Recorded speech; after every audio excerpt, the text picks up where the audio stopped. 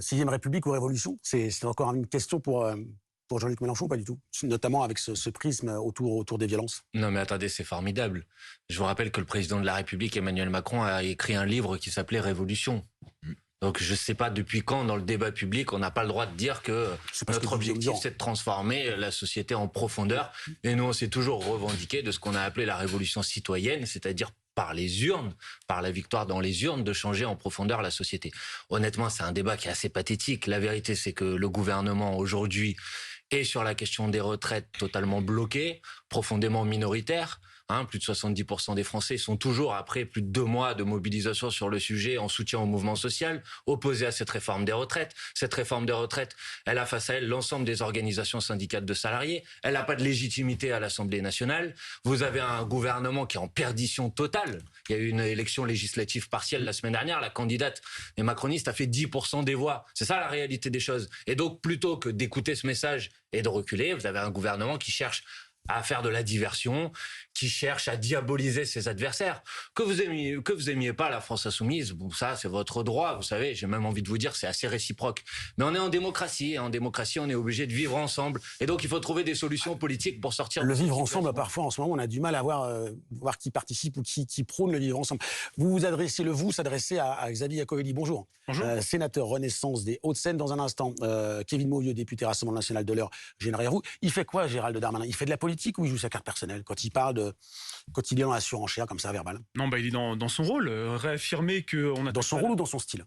Dans son rôle de ministre de l'Intérieur, qui défend à la fois les Français, qui défend l'ordre, qui défend la police et qui défend aussi l'honneur de la police, parce que on voit bien qu'aujourd'hui on donnerait des excuses aux casseurs et on attaquerait automatiquement les policiers qui pourraient répondre. Donc là, il faut se rappeler quand même que les policiers, c'est le corps de fonctionnaires qui est le plus contrôlé en France, et donc s'il y a des erreurs de la part de la police, elles seront sanctionnées, et il a dit que sa main ne tremblerait pas pour appliquer des sanctions, mais on ne peut pas généraliser, et en l'occurrence, ce n'est pas la police qui a engagé à Sainte-Soline, par exemple, des violences. C'est ce qu'affirme une partie de l'opposition, ou les militants qui étaient sur place.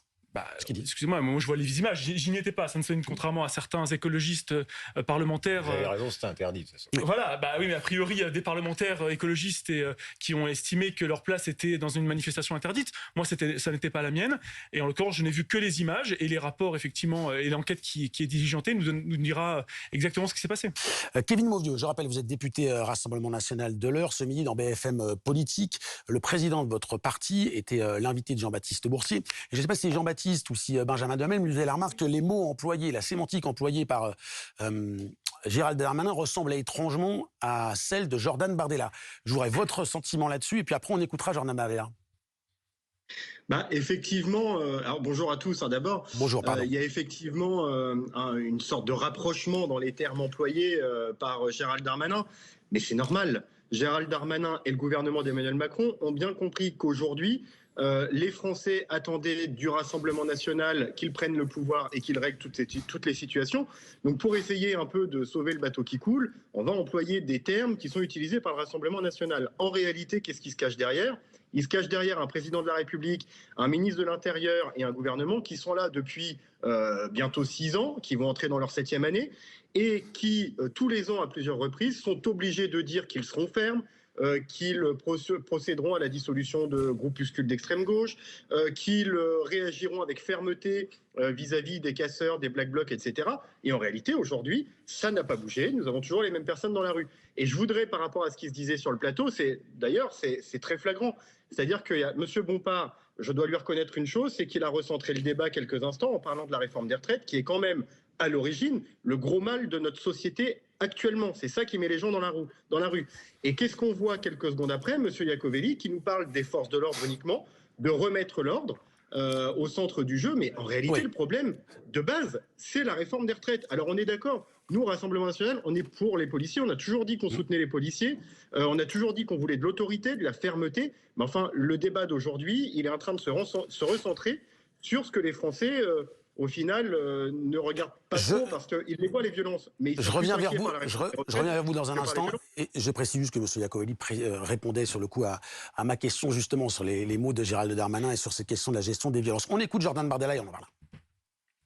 Je ne me fais pas avoir par un piège qui consiste à laisser croire que ce gouvernement est le parti de l'ordre. Parce que M. Darmanin, qui est responsable de la sécurité depuis plusieurs années dans notre pays, a un bilan. Et ce bilan, c'est une agression gratuite toutes les 44 secondes dans notre pays. Ce bilan, ce sont des milices d'ultra-gauche qui bénéficient d'une mansuétude et d'une impunité depuis maintenant plusieurs années. Ça a commencé aller aux yeux de tous lors des 1er mai en 2016. On l'a vu pendant les manifestations contre la loi travail en 2018. Je pense que Emmanuel Macron a perdu la bataille de l'opinion, une bataille très importante sur le texte sur les retraites, et qu'il est en train aujourd'hui de perdre la bataille de l'ordre public dans notre société. Et que par conséquent, il faut au gouvernement quelqu'un qui est en capacité de rassurer peut-être l'électorat issu des Républicains, avec qui le gouvernement cherche manifestement des passerelles. Et donc, il faut que quelqu'un au sein du gouvernement endosse l'habit du responsable et du parti de l'ordre. Xavier Iacovelli, c'est un peu le yaka faucon.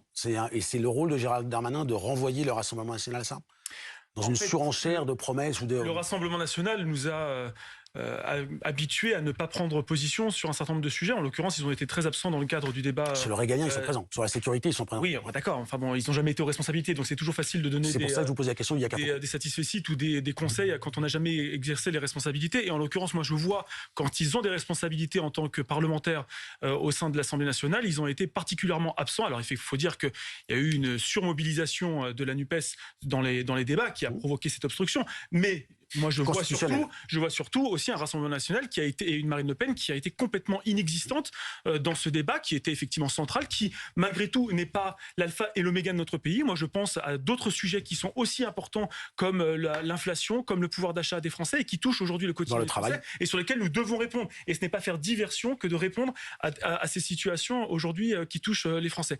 Donc, le Front National, j'ai pas forcément de leçons à recevoir de Rassemblement national. Kevin Mauvieux, je vous voyais hocher de la tête, mais pas dans le bon sens, au propos de M. Iacovelli. Après, j'irai vers M. Bompard.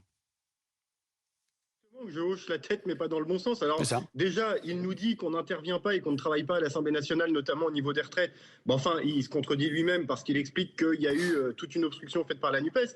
Donc oui, on a déposé que, entre guillemets, 200 amendements. Mais on a déposé 200 amendements parce que vous, votre parti, M. Iacovelli, vous n'avez pas voulu qu'on puisse débattre au fond et aller jusqu'au bout. Donc on s'est adapté au temps que vous nous avez donné pour le débat, premièrement. Et deuxièmement, quand vous nous dites que vous voulez travailler sur l'inflation, etc., parce que ça pose des problèmes aux Français, j'ai envie de dire banco. Mais enfin, depuis le temps qu'on en parle et que vous ne faites rien et que votre priorité, ça a été de dire aux gens, travaillez 2 ans de plus, je suis désolé, vous ne vous attaquez pas au problème, vous essayez de donner des leçons à ceux qui n'ont jamais été au pouvoir, comme vous le dites vous-même.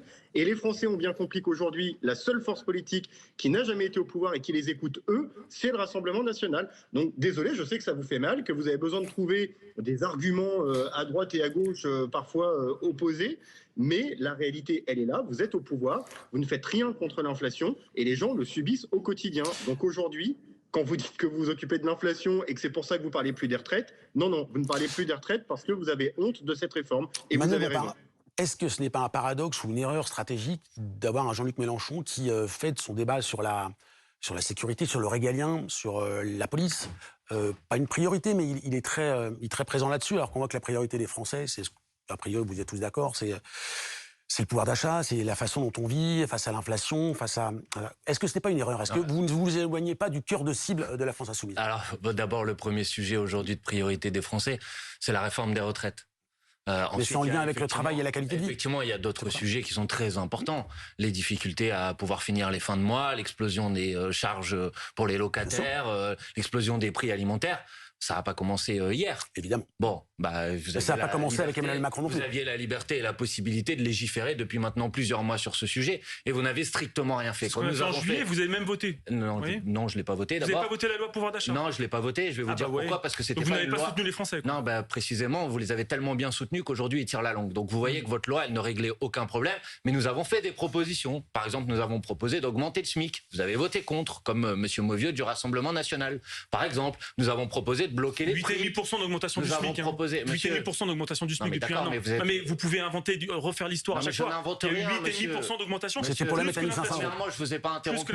Et deuxièmement, puisque les gens qui nous écoutent savent peut-être pas ce qu'est la vérité, ils iront voir sur le site de l'Assemblée nationale si oui ou non nous avons fait un amendement pour augmenter le SMIC à 1 600 € et si oui ou non vos collègues ont voté contre. Ils ont voté contre. Donc me dites pas que j'invente quelque chose. Deuxièmement, nous avons fait des propositions pour le blocage des prix sur les produits de première nécessité, pour le gel des loyers. Donc les propositions sur ces sujets, on les les a fait. C'est pas ce que je vous disais. Hein. Non mais d'accord, mais pour le reste, c'est pas Jean-Luc Mélenchon qui consacre aujourd'hui une interview complète à s'attaquer à Jean-Luc Mélenchon, justement. C'est monsieur Darmanin. Parce qu'il n'a rien trouvé d'autre aujourd'hui que d'essayer de diaboliser ses adversaires, parce qu'il est incapable, parce qu'il est quand même ce qui est marquant dans ce débat, c'est qu'il n'y a plus un seul argument sur le fond des retraites. Il y a plus, vous n'avez même plus un argument pour essayer de convaincre les gens. Donc vous parlez d'autre chose, vous essayez de faire de la diversion. Donc à un moment, moi je dis, il faut rester sur le cœur du sujet. Est-ce que oui ou non vous allez reculer sur cette réforme des retraites? Est-ce que oui ou non à un moment vous allez entendre les gens qui s'expriment? Parce que c'est comme ça qu'on pourra retrouver une situation apaisée. Et effectivement, la réponse, monsieur Guy, ce sera à 17h30. On évoquera vraiment en longueur la réforme des retraites. Mais en cela, Guillaume Durand, comment vous analysez la situation? Est-ce que c'est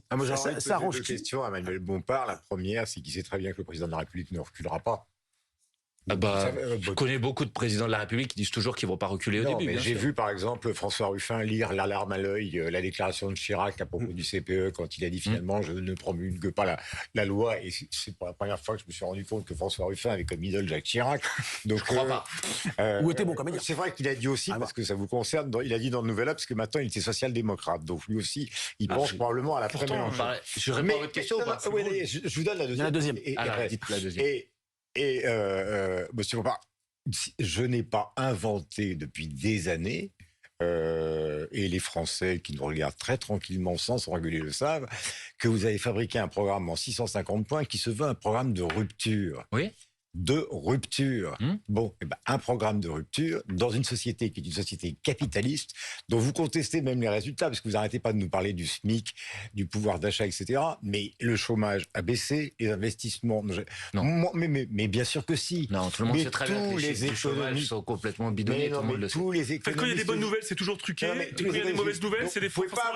C'est ça l'opposition. Je vais répondre à votre question que vous posez. Aux deux questions. C'est pour un avis que vous exprimez. Mais vous avez le droit. La double réponse de Manuel Bompard et après je retournerai vers monsieur Mauvieux. Non mais attendez, je réponds d'abord à votre deuxième question. Moi je l'assume, j'ai pas de problème avec ça. J'ai toujours dit que j'étais en faveur d'un programme de rupture. Et à la première question qu'on m'a posée tout à l'heure, j'ai dit que j'étais favorable à ce qu'on appelle la révolution citoyenne. Donc je vais pas me cacher. Bien sûr, mais comment vous faites pour être le seul pays du monde qui a un programme qui est un programme de rupture avec le capitalisme, alors que le capitalisme, il fonctionne en Russie, en Chine, dans tous les pays du monde, quel que soit leur régime politique. D'accord. Donc elle est où dans votre tête? Ça fonctionne. Manuel Bompard, la double réponse.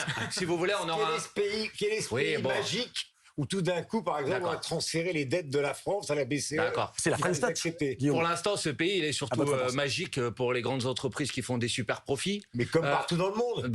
Et alors, est-ce que c'est parce que ça se fait ailleurs, on n'a pas le droit de légiférer ici? Heureusement. Non mais attendez, monsieur, vous m'avez posé deux questions concrètes, laissez-moi y répondre, parce que si à chaque fois que je vous donne un élément de réponse, allez, Manuel Bompard, vous écoute. On va pas s'en sortir. Donc j'assume effectivement un programme de rupture avec l'ordre rétabli. Mais je crois pas que ça soit interdit de le faire. Bon, ça c'était la. C'est le comment qui a posé question. Votre deuxième question. Votre première question c'était? On a parlé de la rupture ensemble. C'était justement sur la rupture économique. Et deuxièmement, je citais Ruffin d'une manière ironique sur Jacques Chirac, c'est que quand même entre Madame Panot qui considère que Macron et Caligula, qui était quand même un assassin. La chef des députés France Insoumise à l'Assemblée. Monsieur Ruffin qui chante les louanges de Jacques Chirac, je n'ai pas l'impression que je vais répondre. Bien sûr, mais j'avais oublié votre question, mais vous me la rappelez. Allez, Manuel Bompard, allez. C'est moi qui suis âgé, c'est vous qui guérez. Mais ça arrive, vous voyez. Mais on va être très clair. Personne d'entre nous n'a jamais dit que Jacques Chirac n'était notre modèle. On remarque juste que vous avez... Attendez, laissez-moi terminer de répondre à une question. Non mais vous m'avez posé une question, on n'a relancé pas une... Référence à Caligula. Guillaume, la réponse de monsieur Bompard et après on y va. Mais pour l'instant, je vous réponds à votre question. Monsieur Chirac, au moins, alors que c'était une personnalité avec qui j'ai beaucoup de désaccords, était en capacité d'entendre quand la mobilisation populaire était très forte et pas de passer en force. Parce que je partageais pas ses idées, mais il était capable de comprendre que ça allait fracturer ou abîmer un pays, de passer en force une réforme des retraites. Bon, donc Emmanuel Macron, il pourrait peut-être avoir l'intelligence de faire pareil, tout simplement. D'accord. Est-ce que c'est un meurtrier? Est-ce que c'est un assassin? De qui? Caligula. Mathilde Panot, Caligula, Emmanuel Macron, le comparatif. J'ai bien entendu, mais vous savez ce que c'est une métaphore, vous savez ce que c'est une comparaison, vous savez ce que c'est une référence historique. Enfin, qu'est-ce que vous racontez? Vous croyez que quelqu'un d'entre nous a dit que M. Macron était un assassin? Mais qu'est-ce que vous racontez? Soyez un peu sérieux dans le débat, s'il vous plaît. Ne cherchez pas tout le temps à changer des sujets. Vous vous souvenez de Ruffin à la sortie de l'Élysée disant qu'il allait finir comme Kennedy? Mais non, mais il a jamais dit ça. Mais voilà, si vous voulez. Bon, on va faire la liste de tout ça si vous voulez. Mais j'ai compris que vous vouliez faire comme Monsieur Darmanin, essayer de trouver un ennemi de l'intérieur. Laissez tomber, parce que pour l'instant, en fait, c'est la population qui a 70% et c'est contre cette réforme des retraites. Donc, plutôt que de chercher de diaboliser les uns ou les autres, écoutez peut-être tout simplement le point de vue des gens qui s'expriment, puisque vous êtes tous ici manifestement des défenseurs de la démocratie. Quand on est défenseur de la démocratie, on tranche les conflits politiques. Je vais vous écouter. On va changer de sujet, mais ce sera dans un instant. On évoquera ensemble la semaine chargée. Je vous ai pas oublié, monsieur mon vieux, je vous vois. On va parler de réforme des retraites dans un instant avec la semaine extrêmement chargée d'Elisabeth Borne. En attendant, on l'a un peu évoqué parce que dès qu'on parle d'un sujet, on fait référence évidemment à la réforme des retraites. Le 14 avril, c'est l'avis du Conseil constitutionnel. C'est dans un instant. À tout de suite.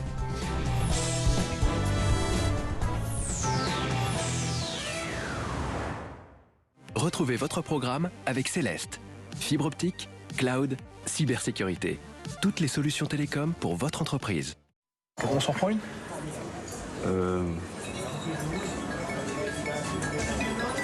Non, c'est bon.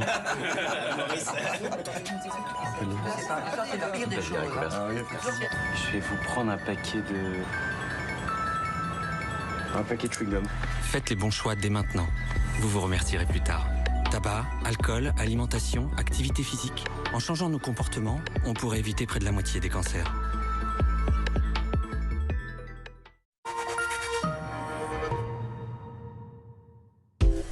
Il est top cet aspirateur. 69,98 € chez Electrodépôt. Oh t'as vu?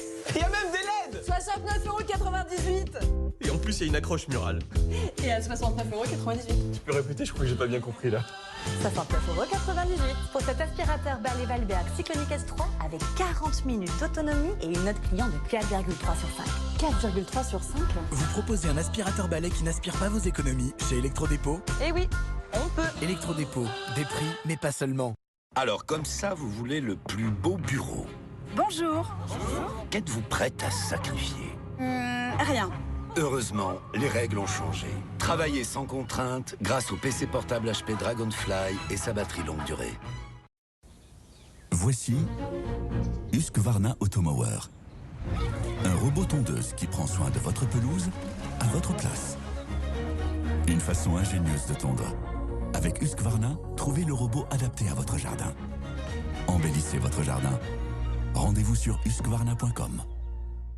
L'aspirateur Dyson V15 résout les problèmes de poils d'animaux. Il démêle, aspire les poils et révèle la poussière invisible. L'aspirateur le plus puissant de Dyson nettoie en profondeur, idéal pour les foyers avec animaux.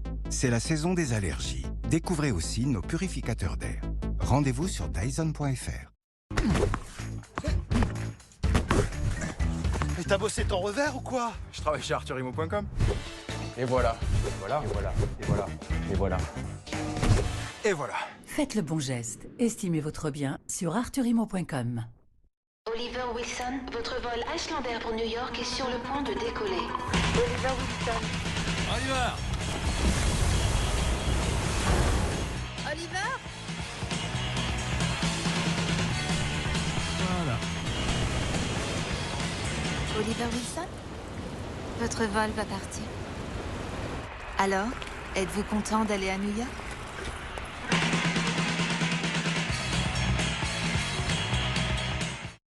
Vous vous êtes déjà demandé à quoi vous ressembleriez avec 10, 15, voire 20 kilos en moins. Comme j'aime, vous offre cette expérience inédite et incroyable. Scannez le QR code juste là et dans moins de 2 minutes, vous allez vous voir avec vos kilos en moins. Je vous montre, c'est ultra simple. Vous rentrez vos informations, vous choisissez le poids que vous voulez perdre et voilà, vous découvrez votre nouvelle silhouette.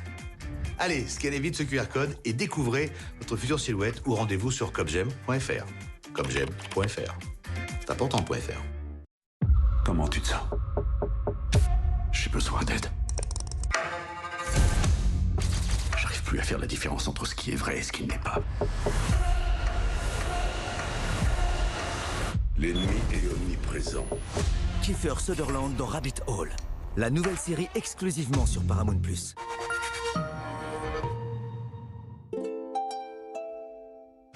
Tu vois, ça c'est de la protection. Waouh, hey, t'en aurais pas une pour moi? Je peux te prêter la mienne. Alors? Elle te va nickel. Sérieux? Peut-être ajouter des trous pour les yeux, mais sinon ça va, hein. Ils arrivent par où, les lions, déjà? Chez Aesio Mutuel, bénéficiez d'une protection adaptée à vos besoins personnels ou professionnels. Aesio Mutuelle, c'est ça la mutuelle d'aujourd'hui. Basile et Léa sont comme des poissons dans l'eau. Et pour Paul, sécuriser et entretenir sa piscine, c'est un jeu d'enfant. Avec son abri de piscine Gustave Rideau, Paul profite plus souvent de sa piscine dans l'année. Abri piscine Gustave Rideau, l'espace en plus qu'il vous faut. Gustave Rideau offre jusqu'à 4 000 € de remise. Pourquoi attendre demain un monde plus responsable quand on peut agir dès aujourd'hui? En 2 ans, 41 000 voitures assurées Maïf ont été réparées avec des pièces recyclées. Choisir Maïf, c'est choisir une assurance auto plus responsable.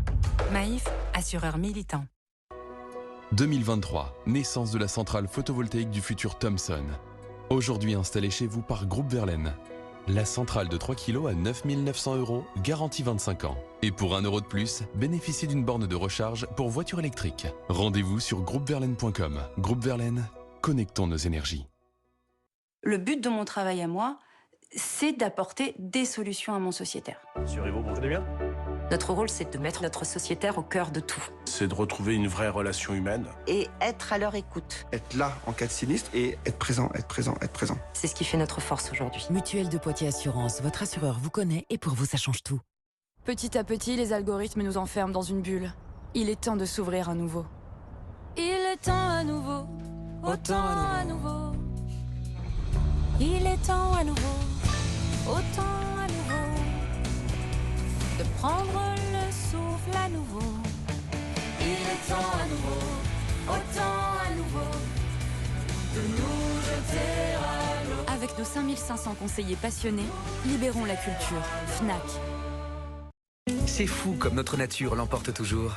Vivre ensemble, intensément, contre vents et marées. Et si ça finit en mal de gorge peu intense et sans fièvre, l'isopaïne vous accompagne. L'action antibactérienne de l'isopaïne cétylpyridinium lysozyme combat localement l'infection et soulage la gorge. L'isopaïne, combattez le mal de gorge, pas votre nature. Tout médicament peut exposer à des risques, parlez-en à votre pharmacien.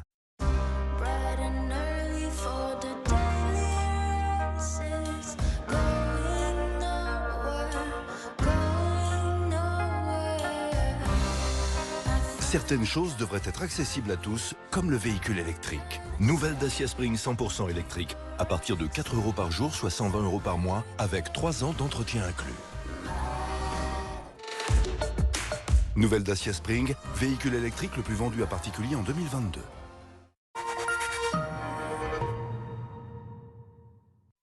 Retrouvez votre programme avec Céleste.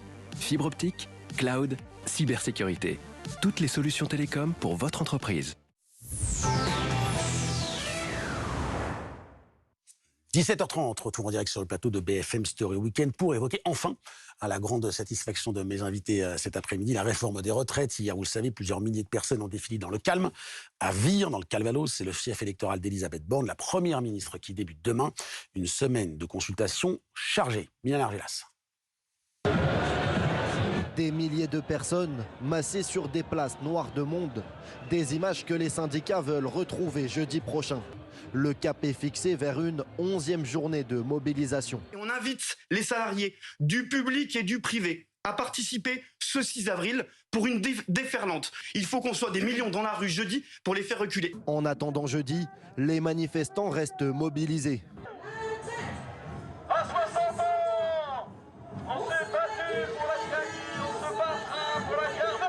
Les slogans ne changent pas, et même si les cortèges s'amenuisent, la détermination reste la même. Je vais continuer à mobiliser parce que tant que Macron ne lâchera pas sa réforme des retraites, on ne lâchera pas non plus, on restera dans la rue. On sera là en force jeudi pour revendiquer et pour montrer à Macron que finalement il n'a pas gagné la bataille. Dès demain, Elisabeth Borne va enchaîner les entretiens. Des élus de l'IOT ou encore du MoDem lundi. Pour parler maintien de l'ordre, Marine Tondelier, la secrétaire nationale d'Europe Écologie Les Verts mardi, l'intersyndicale et les cadres des Républicains mercredi, avant de recevoir les députés du Rassemblement national la semaine prochaine.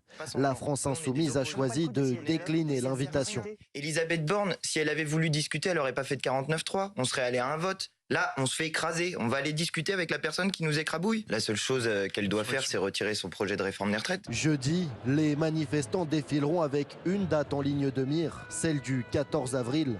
C'est ce jour que le Conseil constitutionnel rendra ses décisions sur la réforme des retraites.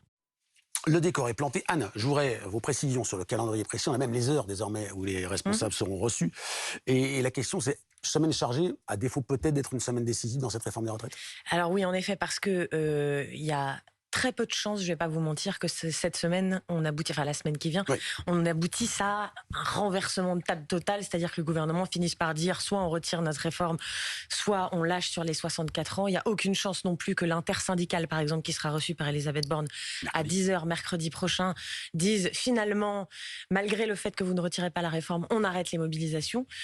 Concernant la réforme des retraites, non, on ne s'attend pas à grand-chose cette semaine. Concernant les formations politiques, concernant aussi hors réforme des retraites, l'intersyndicale, on peut aboutir à un début de quelque chose. Pourquoi? Parce que la totalité des partis politiques reconnaissent aujourd'hui, opposition incluse, et la France insoumise incluse et NUPES incluse, que nous sommes désormais dans une crise politique, et que discuter, ça peut pas être une mauvaise chose, si c'est pas sur la réforme des retraites, que ce soit sur d'autres réformes qui vont venir et qui peuvent s'imbriquer avec la réforme des retraites, par exemple la loi travail, qui est en construction et qui arrivera au printemps.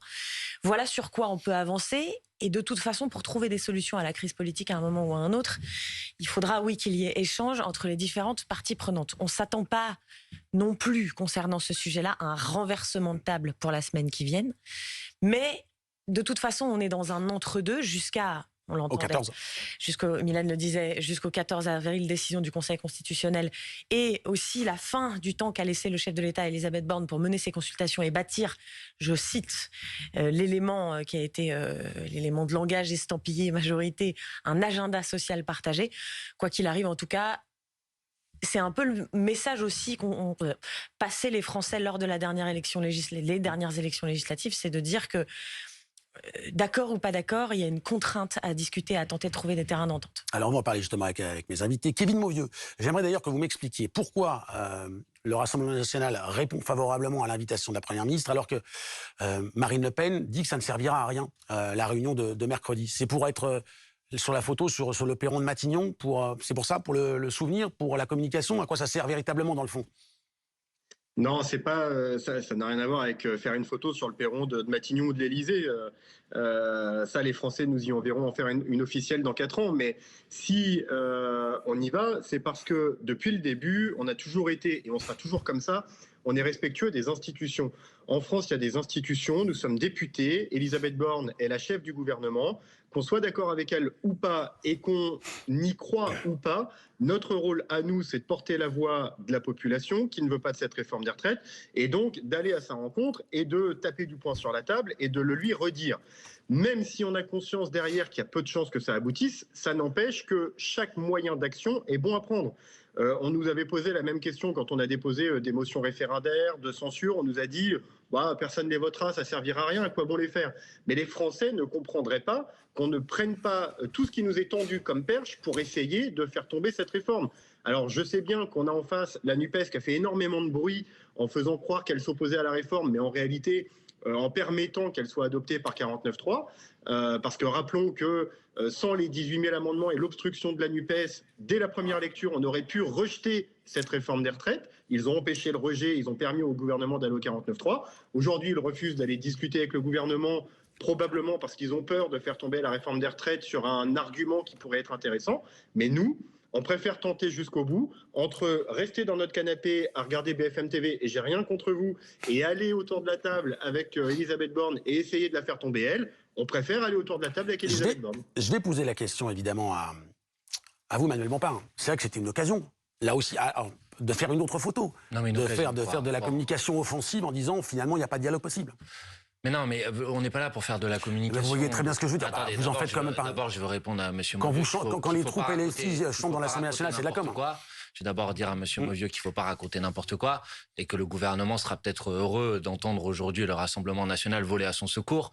Mais c'est le gouvernement seul qui a fait un choix d'utiliser l'article 49.3 de la Constitution et d'empêcher les députés à l'Assemblée nationale de voter sur ce texte au risque de loi. de rejet. Donc c'est pas, d'accord, ça s'appelle la démocratie. Donc, mais il ne faut pas dire, comme le dit M. Mauvieux, ça ne correspond à aucune réalité que la NUPES n'aurait pas voulu de vote à l'Assemblée nationale. Je vais juste vous poser une petite question. Est-ce que vous ne pensez pas que le fait d'avoir déposé des milliers d'amendements, ça a pu, à un moment ou à un autre, favoriser la décision du gouvernement de déclencher le 49. Non, mais je vous pose la question parce que c'est l'argument qui a été utilisé par une partie de la majorité qui a dit il y a de l'obstruction, donc on fait un 49, sinon on y arrivera. C'est pas parce que les députés de la majorité disent n'importe quoi que ça devient une réalité. Vous le savez vous-même, puisque vous avez mis un compte à rebours avant le vote qui était prévu à l'Assemblée nationale, et 1 heure avant, vous avez été obligé de dire « Ah non, le gouvernement a fait le choix d'utiliser le 49.3 ». Donc c'est sa responsabilité d'avoir empêché un vote sur ce texte de loi. Vous avez le droit de déposer des Mais c'est pas parce qu'il n'a pas le droit, parce que la Constitution lui en donne le droit, c'est pas pour ça qu'on est obligé d'être d'accord avec ou de trouver ça raisonnable. On peut revenir sur l'invitation d'Elisabeth Borne, pourquoi ne pas y aller ? Sur Madame Borne, il faut pas raconter des histoires aux gens, il faut dire la vérité. Monsieur Riester a dit il faut venir pour discuter des points sur lesquels on est d'accord. Monsieur Macron a confié à Madame Borne le fait d'aller voir les groupes et les partis politiques pour constituer un programme législatif partagé. Mais nous, on n'a aucune intention de contribuer à un programme législatif partagé avec les macronistes. Donc, il faut pas raconter des histoires aux gens. Donc, si maintenant ils veulent nous recevoir pour discuter du reste, très bien. Mais premièrement, commençons à annoncer le retrait de ce texte de loi sur les retraites. Xavier Iacovelli, c'est vrai que je ne suis pas un éminent diplomate ou un éminent négociateur, mais c'est vrai que quand on veut négocier et faire avancer quelque chose, on ne ferme pas la porte directement sur la principale revendication de l'opposition, ses partenaires. En l'occurrence, la Première ministre n'a pas fermé la porte, elle l'a ouverte. Elle a ouvert pour la négociation, mais pas sur les 64 ans. Elle a dit que sur la question de l'agenda social, sur la question de la loi travail, vous en avez parlé tout à l'heure, il y a d'autres sujets qui vont s'imbriquer avec la question des retraites. Et donc oui, effectivement, il faut ouvrir ces négociations, ces discussions, pas forcément des négociations, d'ailleurs des consultations avec les groupes politiques. C'était d'ailleurs la volonté depuis juin 2022. Ça a déjà été fait à l'Assemblée, normalement, notamment en commission. Ça sert à quoi? C'est juste pour faire patienter? C'est vrai. La Première ministre a toujours reçu depuis juin 2022 les groupes politiques en amont des grands textes de loi, notamment sur la question du pouvoir d'achat et tout. Et moi, je note juste que vous ne voulez pas participer à une majorité, et ça, je peux l'entendre, mais je ne suis pas sûr d'ailleurs que nous ayons envie de travailler avec les extrêmes non plus. Mais je note quand même que nous avons cette semaine à l'Assemblée nationale des textes qui ont été votés à l'unanimité. Donc ça veut dire que quand des textes vont dans le bon sens, on peut trouver une majorité, voire une unanimité sur un certain nombre de textes. Donc, allons dans ce sens-là. Je pense que les consultations sont utiles. L'intersyndicale est reçue dans son intégralité, y compris la CGT, qui est pourtant, on ne peut pas les soupçonner de vouloir être en soutien au gouvernement sur ces réformes-là. Et pourtant, elles sont reçues. L'intersyndicale sera reçue. Donc, je trouve ça regrettable aujourd'hui que la LFI et qu'Europe Écologie Les Verts ne souhaitent pas aller jusqu'au bout des consultations. Guillaume, j'ai une question concernant Europe Écologie Les Verts, qui dit en fait non, on ne viendra pas pour parler de la réforme des retraites, mais on veut parler du maintien de l'ordre et de l'apaisement du pays. J'ai un peu l'impression que ces consultations, c'est un peu open bar. Il y en a qui y vont, il y en a qui ne vont pas. En fait, il y en a qui y vont, mais pour choisir leur thème. Mon sentiment sur cette séquence-là. Exactement. Il ne se passera rien avant le Conseil constitutionnel. C'est une des décisions les plus importantes qui a été prise de saisir le Conseil constitutionnel, parce que la marge d'acceptation ou de refus du Conseil constitutionnel de la loi, sur la sincérité du débat, sur un certain nombre de choses qui ne vont pas passer par le registre budgétaire, etc., est tellement grande que tout le monde sera obligé de revoir sa copie en fonction de ce que Laurent Fabius et donc ceux qui travaillent avec lui vont décider. Je prends à témoin d'ailleurs les déclarations qui ont été faites dans la dernière manifestation de Laurent Berger, qui a dit justement... Le patron de la CFDT. Qui a dit justement à plusieurs reprises que pour lui, la décision du Conseil constitutionnel, c'était le moment où on allait justement essayer de revoir et de redessiner les propositions des uns et des autres. Alors, ce qui est évidemment assez... c'est de l'occupation de terrain, ça, parce qu'on sait très bien que de quoi peut-on parler, puisqu'on ne sait pas exactement ce qui va être retenu. Et on ne connaît personne, j'ai lu les journaux comme vous, M. Bompard, Anne, Monsieur, mon voisin, personne n'a la moindre idée des intentions de Laurent Fabius et d'Alain Juppé. On n'a même pas d'indication sur leurs arrière-pensées, si ce n'est qu'on sait que Fabius ne s'entend pas très très bien avec le président de la République. Mais pour le reste, c'est le mystère total. Et donc, évidemment, toute forme de consultation en attendant le verdict du Conseil constitutionnel ne va, à mon sens, pas servir à grand-chose. C'est ce qui fait aussi que concernant les négociations, enfin les discussions à venir entre la Première ministre et l'intersyndicale, l'intersyndicale, on ne peut pas s'attendre non plus à un renversement de table, tout simplement parce que, imaginez la scène, Elisabeth Borne décrochant son téléphone et appelant, évidemment c'est pas comme ça que ça se passe, mais appelant Laurent Fabius et lui disant je viens de vous envoyer la V2 du PDF de la réforme des retraites parce qu'après entretien avec l'intersyndicale, on a tout changé. Donc vous pouvez jeter à la benne tout ce que vous faites depuis plusieurs jours. On vous envoie une deuxième version. Elle parle comme ça, la V2 du PDF, elle parle comme ça, Elisabeth Borne. C'est une information. Il y a quand même un Parlement qui a quand même voté. Oui, mais c'est plus drôle. Le Parlement a voté. Nous, au Sénat, on a voté. Et à l'Assemblée, vous avez voté une motion de censure qui a validé le texte. Nous n'avons pas voté sur le texte. Manuel Bompard, est-ce que... Mais ça, de toute façon, c'est encore une fois le Conseil constitutionnel qui va trancher. Exactement. Parce que justement, l'insincérité des débats, moi je ne me prononce pas sur le truc, mais c'est quand même un des points fondamentaux extrêmement important. Il va se décider. J'imagine que vous en espérez quelque chose de cette décision, de cet avis du Conseil constitutionnel, mais vous en attendez quoi? Vous pensez qu'il peut retoquer tout ou partie? Non, mais si le Conseil constitutionnel le jugeait en droit, je donne mon point de vue, il a le droit de le faire, il est évident que la méthode législative qui a été utilisée, c'est-à-dire un projet de loi de finances de la sécurité sociale rectificative pour y glisser à l'intérieur le texte de loi sur les retraites, est un détournement de la Constitution. C'est une évidence. Donc on verra ce que le Conseil constitutionnel décide. Moi, ce que je dis aux gens, c'est n'attendez pas la décision du Conseil constitutionnel. Il y a une nouvelle date de mobilisation jeudi, elle est déterminante. Si on est des millions dans la rue, parce que vous dites tous, il va rien se passer jusqu'au Conseil constitutionnel. Non, on pose la question. À une exception près, c'est que s'il y a des millions de personnes dans la rue, si le mouvement de grève dans un certain nombre de secteurs s'étend encore, et je le souhaite, notamment jeudi, que la grève se généralise, alors je pense que le gouvernement n'a pas d'autre choix. Et je vais vers M. Mauvieux. Je voudrais simplement vous faire remarquer que les jeunes sont dans la rue, mais pas si nombreux que ça. Le privé non plus. Que deuxièmement, parce qu'il faut rester calme, et que deuxièmement, les candidats à la succession de Roux de Bézieux, donc le MEDEF, j'allais dire l'autre camp, ils disent tous une chose: gréviste zéro. Aucune contamination du secteur privé. Non, mais attendez, laissez-moi terminer. Faites un tour dans Paris, dans les grandes villes, on verra s'il n'y a pas de grève. Allez voir dans les dépôts de carburant, on verra s'il n'y a pas de grève. Il ne faut pas dire ça. Il y a des gens qui ont perdu des vingtaines de journées de salaire d'ici là. Il faut penser à eux. Je ne conteste pas ça. Je dis que dans sa énorme majorité, le secteur privé n'est pas concerné par le mouvement. Et vous pouvez prendre des exemples a priori, ou avant, ou antécédents. Pendant les Gilets jaunes, vous aviez des artisans, vous avez des restaurateurs. Là, il n'y en a pas un dans la rue. Vous avez par exemple Thierry Marx, le célèbre chef, qui maintenant est le patron de tout ce secteur, qui disent que c'est devenu catastrophique, la situation justement de l'ensemble de la restauration donc à Paris. Donc il n'y a pas cette contamination. Vous avez des millions... Je ne fais pas de déni, monsieur. Il y a 93% des actifs qui sont opposés à ce projet de loi sur les retraites. Que tous ne soient pas dans une situation économique qui le permette de rentrer dans un mouvement de grève, c'est une évidence. Mais ne dites pas qu'il n'y en a pas, alors qu'il y a des grévistes dans un certain nombre je vous interromps tous les deux parce que ça fait longtemps que je ne me suis pas tourné vers M. Mauvieux qui écoute très, très attentivement ce qu'il dit. Votre analyse à la fois sur cette semaine qui débute et sur cette date du 14, comment vous appréhendez, vous analysez cet équilibre entre la mobilisation sur le terrain, votre opposition évidemment à la réforme des retraites, mais ce qui semble être un entre-deux?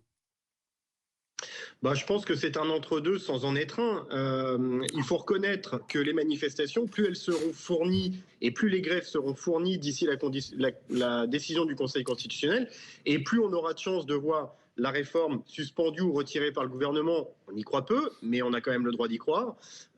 Et puis ça peut influer sur l'appréciation du Conseil constitutionnel qui juge sur le droit, mais le droit peut parfois faire l'objet d'interprétations. La preuve, on est nombreux à penser que le véhicule législatif utilisé pour faire passer cette réforme est anticonstitutionnel. Comme Manuel Bompard.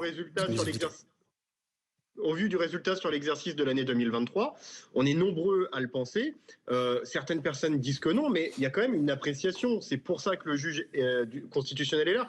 Donc plus il y aura de manifestants, plus il y aura de monde dans les rues et plus il y aura de grèves, et plus ça pourra éventuellement influer sur la réflexion. On a le droit d'y croire. Mais je ne pense pas que cet entre-deux il soit totalement inutile. Je l'ai toujours dit depuis le début et je continue à le dire, je pense que mes électeurs et les électeurs du Rassemblement national opposés à la réforme des retraites doivent continuer à se faire entendre dans les manifestations de façon pacifique. Nous l'avons toujours dit. Tout débordement, toute violence, toute haine antipolicière ne mènera qu'à une chose, la récupération du gouvernement pour contourner le sujet des retraites. Et au final, ça viendra faire capoter ces manifestations. Et après, moi j'ai espoir que le Conseil constitutionnel, effectivement, invalide cette réforme notamment par l'utilisation du véhicule législatif, mais aussi par l'insincérité des débats. Maintenant, c'est des points difficile communs, en tout cas, entre ce que vous nous dites là et ce que nous disait Manuel Bompard. Je vous ai interrompu parce qu'il y a Xavier Iacovelli. Est-ce que c'est la seule façon pour la majorité de sortir de cette réforme en restant droit dans ses bottes? C'est-à-dire un avis, une partie, tout ou partie de ce projet de loi retoqué, ça permettrait à l'exécutif de dire « Ok, on va retravailler, on va faire différemment, saisir la main de Laurent Berger, par exemple, pour négocier pendant quelques mois ». On a toujours dit, et le président de la République a dit qu'il suivrait le cheminement constitutionnel. Donc, ça, je vous entends, mais je vous parle de la sortie de cette crise, et non pas de l'avis du Conseil constitutionnel. En l'occurrence, on verra l'avis du Conseil constitutionnel, et on avisera, enfin le président de la République et le gouvernement aviseront à ce moment-là. Je ne vais pas anticiper une décision que je ne connais pas et que je n'anticipe pas. Et pour répondre aussi aux deux députés, je pense que le Conseil constitutionnel n'agit pas et ne rend pas des décisions par rapport à la foule ou au nombre de manifestants, mais par rapport au droit. Et donc, c'est en l'occurrence... C'est comme ça que vous parlez des gens qui sont dans la rue, ou la foule. Non, le nombre de personnes, de manifestants. Me prenez pas là-dessus parce que pour le coup, j'ai toujours respecté les manifestants. En l'occurrence, et moi, le droit de manifestation, j'ai toujours respecté. Oui, vous savez, les gens qui sont dehors, oui, c'est une foule. Je vois pas ce qu'il y a de mal à dire que c'est une foule. N'utilisez pas tous les mots pour prétexter une polémique. Donc, en l'occurrence, je ne suis pas sûr que ce soit le nombre de manifestants dans la rue qui influera sur la décision du Conseil constitutionnel qui, encore une fois, rend une décision par rapport au droit et pas par rapport à des polémiques. Guillaume, Anne, et puis on passera aux trottinettes. Guillaume, vous voulez rajouter quelque chose? Les trottinettes? Oui, on parlera des trottinettes. Je vous poserai la question de savoir comment vous circulez en Paris, Guillaume, dans un instant. Je vous laisse réfléchir. Donc, vous vouliez réagir à ce débat, à la fois sur cette décision, sur cet avis? Non, moi, il y a une chose que je comprends du côté de l'intersyndicale et de ceux qui sont opposés. Je pense que l'âge, je ne dis pas qu'il y a pour tout une exception française, mais je pense que la durée de cotisation aurait suffi à être la base d'une nouvelle loi plus qu'un âge pivot. C'est-à-dire qu'à partir du moment où on aurait considéré que pendant 43 ans, des gens qui ont commencé à travailler extrêmement tôt s'arrêteront avant, ça m'aurait paru beaucoup plus digeste pour une définition du travail qui devient très compliquée aujourd'hui. Parce que nous, ça concerne aucun d'entre nous. Mais on lit les journaux, on voit ce qui se passe avec ChatGPT, etc. Le travail tel qu'on l'a connu, y compris... un logiciel d'agence d'intelligence. Le travail tel qu'on l'a connu, tous les 5, et beaucoup de gens qui nous regardent, n'aura aucun rapport dans 10 ans. Aucun rapport dans 10 ans. Et donc, faire de ça une mesure d'âge, ça devient extrêmement compliqué. Anne, le mot de la fin. Vous avez rajouté quelque chose? C'était une question en fait pour Manuel Bompard. Alors non, ce ne sera pas une question, je suis désolé. C'est très rapide. Jean-Luc Mélenchon a dit que selon lui, le texte de la réforme des retraites n'était pas constitutionnel. Et il dit si jamais le Conseil constitutionnel finit par le valider, ça voudra dire que notre 5e République est un régime autoritaire. Est-ce que vous êtes d'accord avec ça? Vous avez dit Manuel Bompard. Mais moi, j'ai déjà répondu à cette question. Nous contestons les institutions de la 5e République et nous sommes favorables à une 6e République. Donc vous serez les bienvenus pour en parler sur le plateau, mais je vais pas. Vous circulez comment, en trottinette à Paris, en voiture? Non, en personne? Trottinette, vélo. Trottinette. D'accord, métro. Merci beaucoup, Monsieur Mauvier, d'avoir été